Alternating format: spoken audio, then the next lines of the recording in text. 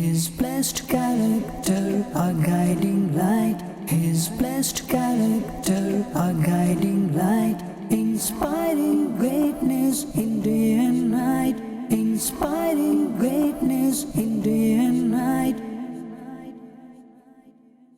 Alhamdulillahi Rabbil Alameen. Wassalatu wassalamu ala sayyidil mursaleen. Amma ba'd, fa'udhu billahi minash shaitanir rajim. Bismillahir rahmanir rahim. Salatu wassalamu alayka ya Rasulullah wa ala alika wa ashabika ya Habiballah. Salatu wassalamu alayka ya Nabiyallah wa ala alika wa ashabika ya Nurallah. Welcome dear viewers to another episode of our program, Blessed Character of the Beloved Prophet Sallallahu Alaihi Wasallam. Before we get into our topic, let us begin with an excellence of reciting Durood Sharif, As-Salatu ala Nabi. The Beloved Prophet Sallallahu Alaihi Wasallam said, the one who will gain quick salvation from the terrors and difficulties of the Day of Judgment will be the one who recited the most Durood Sharif upon me, Salat ala Nabi, in the world. Sallu ala al-Habib, sallallahu ta'ala ala Muhammad, sallallahu alayhi wa sallam. Dear viewers of Madani Channel, Alhamdulillah, Allah Ta'ala blessed us and granted us the beautiful religion of Islam, the greatest religion and the greatest of all prophets, sallallahu alayhi wa sallam. This is a complete deen, a kamil deen. This is the beloved religion of Allah subhanahu wa ta'ala. And as we know, the religion has ahkamat as well, commandments that we as Muslims must follow. Now the first step in gaining an understanding about Islam is to seek knowledge of Islam. In the Quran Al-Kareem and in the Ahadith Mubarakah, time and time again we've been encouraged to learn, to study, so that we can adorn ourselves with sacred knowledge, and it is this sacred knowledge which will help us throughout our lives. And it's totally understandable that knowledge is the first step. Why? Because without knowledge, how can a person's aqidah, his doctrine, be correct? He wouldn't even know what to believe in, nor his actions. His actions won't be correct. He wouldn't know what things are beloved to Allah, what actions and deeds. He wouldn't know what things are prohibited and displeasing to Allah. He wouldn't know any of this. So even if he were to carry out actions, he would carry out those actions in a wrong and incorrect manner.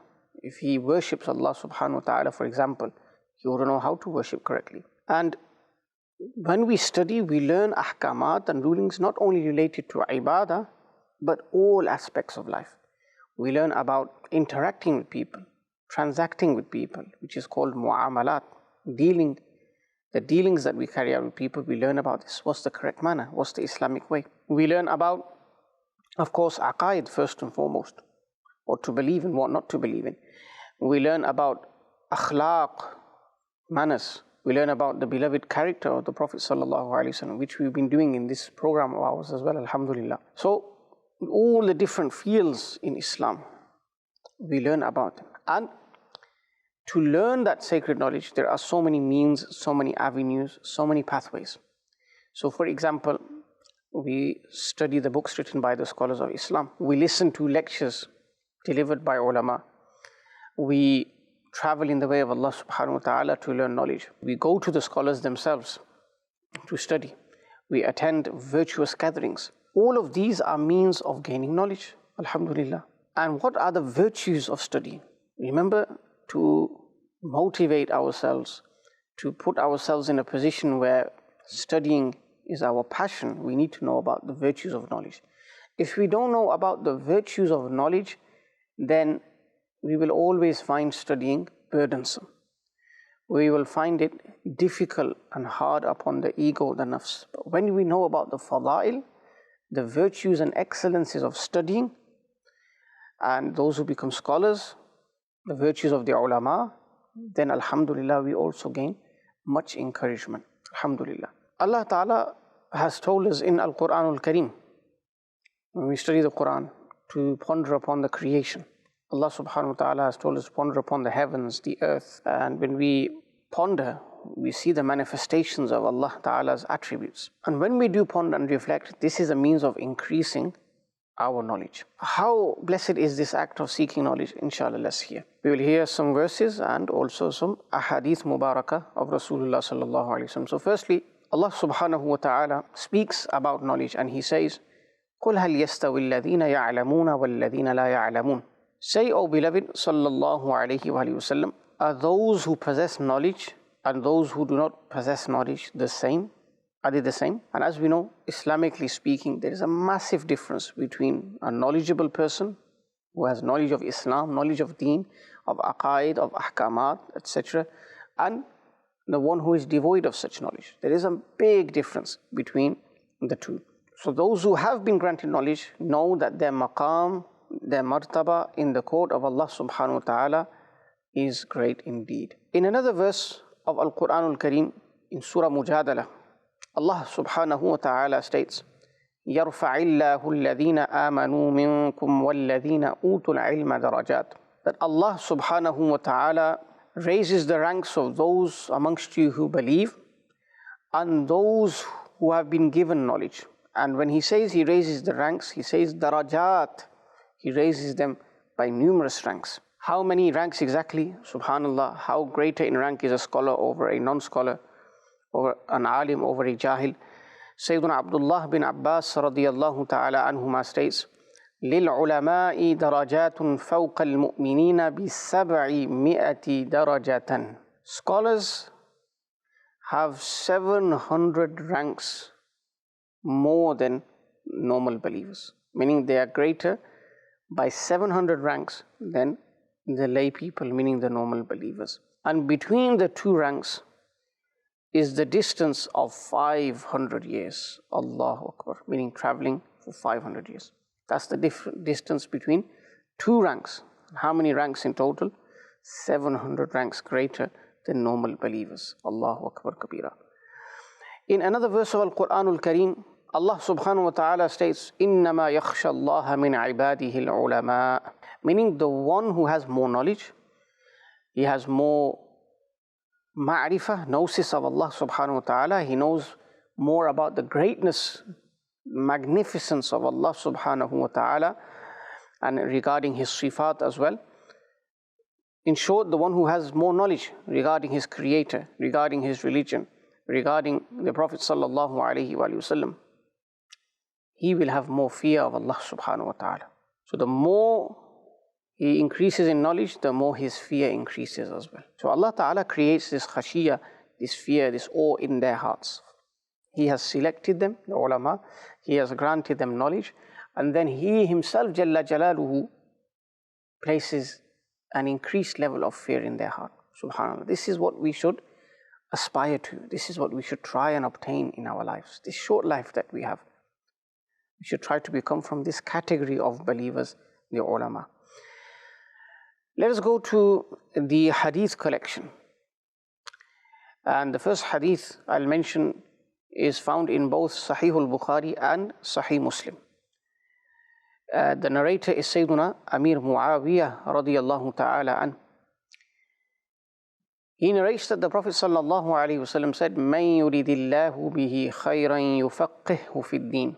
Whoever Allah subhanahu wa ta'ala intends goodness for, He grants him an understanding of the religion.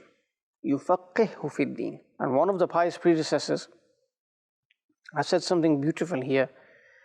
He has said that no one in creation can say what Allah subhanahu wa ta'ala has intended for him. Whether that person is from a background in the academic sciences but non-Islamic sciences, whether that person's a merchant, a businessman, whether that person's of a high status and position in a different field, no one can say that we know what Allah subhanahu wa ta'ala has intended for us. Yet, the only category of people on earth who can say that we know with certainty what Allah subhanahu wa ta'ala has intended with us are the ulama, are the people of knowledge, are the people who have been blessed by Allah subhanahu wa ta'ala with knowledge of Islam. مَنْ يُرِدِ اللَّهُ بِهِ خَيْرًا يُفَقِّهُ فِي الدِّينِ. Why? Because the hadith categorically states that whoever Allah wills goodness for, then He grants him understanding of the deen. So those who have that understanding of the deen, Allah has willed goodness for them. But none other than the ulama can say what Allah has willed for them. They can't say that. So those who are on this path, they are embarking on a journey of seeking sacred knowledge. they should know that they're truly blessed. They should keep this narration in mind.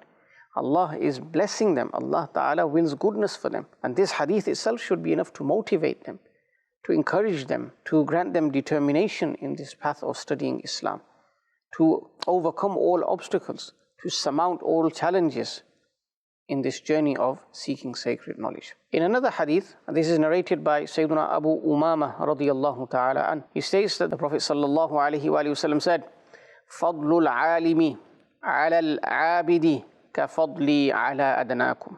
The superiority of an alim over an abid is like my superiority over the lowest ranked person amongst you. Allahu Akbar Kabira.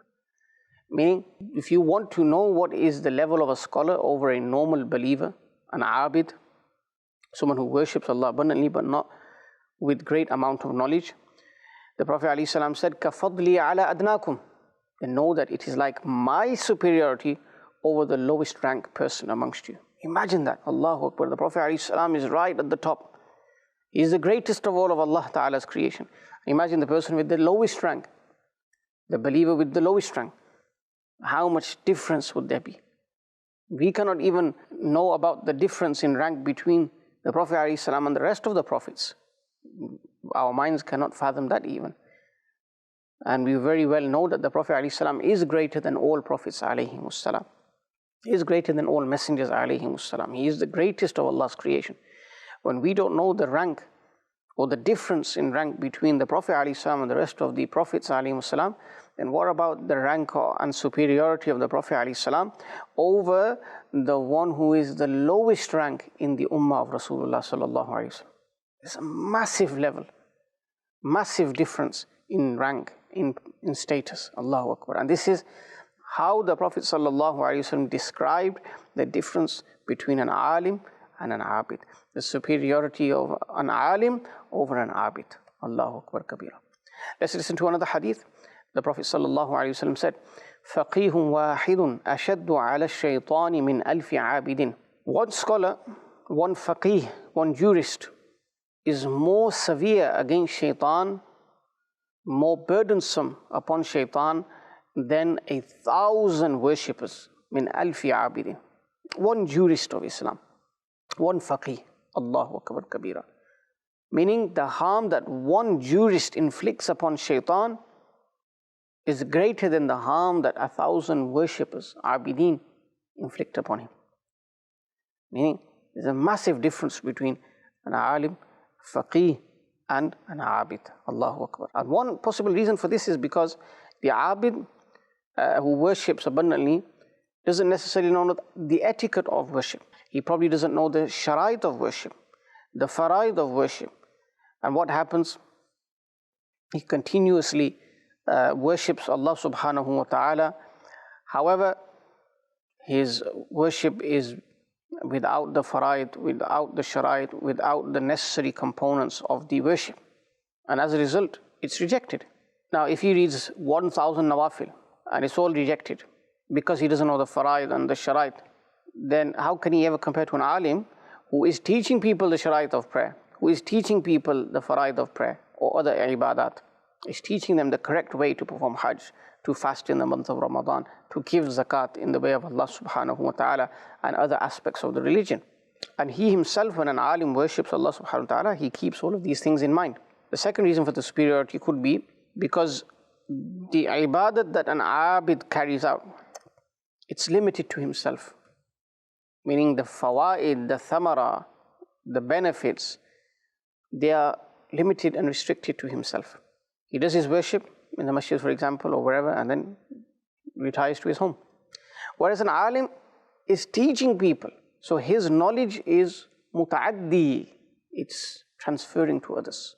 His knowledge is helping others in their lives as well. And this is one possible reason why the alim is greater in rank than an abid. The alim is more burdensome and difficult upon shaitan than 1,000 worshippers. An alim may teach 100 people in his life, 1,000 people, 10,000 people, who knows? And then they teach multiple other people as well. So this chain continues of providing benefit to the ummah. In another narration, the Prophet ﷺ said, indeed Allah and His angels and the inhabitants of the heavens and the earth, to the extent that even the ant in its hole and the fish in the sea, they send salat upon the one who teaches goodness to people. What this means is Allah sends salat upon them, mercies upon them, and the rest of the people, the rest of the things mentioned in the hadith, they do talabur rahmah. They seek for mercy to descend on such a person. They ask Allah subhanahu wa ta'ala to send mercy upon such a person. So they're constantly making dua for an alim who is teaching others. In one other narration, the Prophet ﷺ, again outlining the greatness of an alim over others, over an abid, over a worshipper, says, فَضْلُ الْعَالِمِ عَلَى الْعَابِدِ كَفَضْلِ الْقَمَرِ لَيْلَةَ الْبَدْرِ عَلَى سَائِرِ الْكَوَاكِبِ. The superiority of an alim over an abid is like the superiority of the moon on the 14th night when it's shining bright upon the rest of the stars. وَإِنَّ الْعُلَمَاءَ وَرَثَةُ الْأَنْبِيَاءِ. And indeed the ulama are the inheritors of the Prophets ﷺ. And indeed the Anbiya ﷺ, they do not leave behind, they do not bequeath dinar or dirham. They only leave behind knowledge. That's their inheritance. And whoever takes that knowledge, then he has taken a great portion. So anyone who is seeking knowledge, look at this hadith. They are inheritors of the Prophets ﷺ. Allahu Akbar. Another hadith, Sayyidina Abu Hurairah radiyallahu anhu narrates, whoever embarks on a path in which he seeks knowledge, Allah Ta'ala will make a path to paradise easy for him. Now this not only highlights the importance of seeking knowledge, but also the various pathways to knowledge which we mentioned earlier, they are also being mentioned in a good light. They are also being encouraged. The greatness of those means and those pathways are also being alluded to here. So whoever goes to an ijtima', an Islamic gathering, alhamdulillah, that's also a pathway to knowledge. Whoever travels in the way of Allah in the form of a Madani qafila, that's also a pathway to learn knowledge. Whoever goes to the ulama and sits in their durus, this is also a pathway to knowledge. Whoever reads books himself, this is also a pathway to knowledge. Whoever watches an Islamic channel like Madani Channel and he's seeking knowledge via this means, this is also a pathway to knowledge. Now this fadila that is mentioned, subhanAllah, applies to all these pathways. This should provide us with great encouragement, that we should continue participating and involving ourselves in these various pathways. Why? Because a pathway to Jannah will be made easy for us. These were all fadail up until now about seeking knowledge, about knowledgeable people. To conclude, I would like to mention a narration regarding those who seek knowledge and then convey it to others as well. How is that beneficial? Let's listen to this. The Prophet ﷺ said, and this narration is narrated by Sayyidina Ali radiyallahu anhu. The Prophet ﷺ addressed Sayyidina Ali and he said, if Allah Ta'ala were to guide one person by means of you, this is better for you than possessing red camels. Red camels were a very valuable possession. Whoever had red camels was seen as someone who was well off, someone who had attained much goodness, who had attained a large amount. And here the Prophet ﷺ is saying this regarding the one by whom Allah Ta'ala guides someone. So it doesn't matter how much knowledge you have, whether you're starting on this journey or you're a faqih or what, for you to impart that knowledge, disseminate that knowledge, and it benefits others, subhanAllah, you will gain the reward mentioned within this hadith, inshaAllah. May Allah subhanahu wa ta'ala grant us true knowledge of the status of ilm, enable us to learn ilm, to act upon ilm, and to convey that ilm to others as well. Ameen bijahi Nabi al-Ameen sallallahu alayhi wa alihi wa sallam. His blessed character, a guiding light. His blessed character, a guiding light. Inspiring greatness in